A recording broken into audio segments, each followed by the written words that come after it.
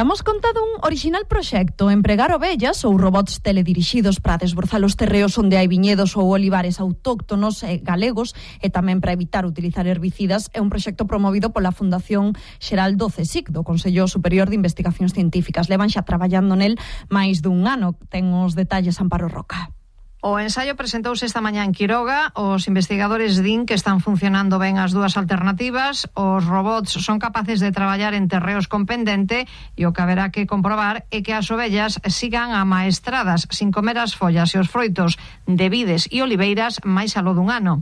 Carmen Martínez, coordinadora científica do proxecto. Se les da a comer unas hojas, una cantidad determinada de hojas de la especie cultivada que se quiere, digamos, proteger, y a continuación se les da un preparado a base de cloruro de litio. Por supuesto, el protocolo tiene todas las garantías en cuanto a bienestar animal y salud animal. Y bueno, lo que hace es como crearles, como si le cogiesen asco, en este caso a las hojas de olivo, a las de la vid y a la rosa. Tamén van estudar se a presenza destes animais resulta beneficiosa para a calidade das olivas e das uvas abonadas ás plantacións cos seus excrementos.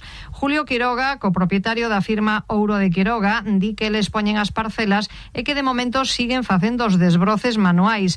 Ovellas e robots poden ser unha solución. É unha iniciativa que nos parece moi interesante porque, bueno, temos un problema grande, ademais de xa incluso de personal, non, para traballar no rural, non. Entonces, bueno, isto pode ser unha maneira de solucionar certas parcelas que poden quedar, bueno, cerradas e que se poden atender con ganado e que, bueno, incluso podrían, pois, digamos, diversificar o proxecto e ter algo máis de actividade en torno ao tema da leite, non, e os produtos que poderamos sacar das ovellas. O proxecto rematará en 2027.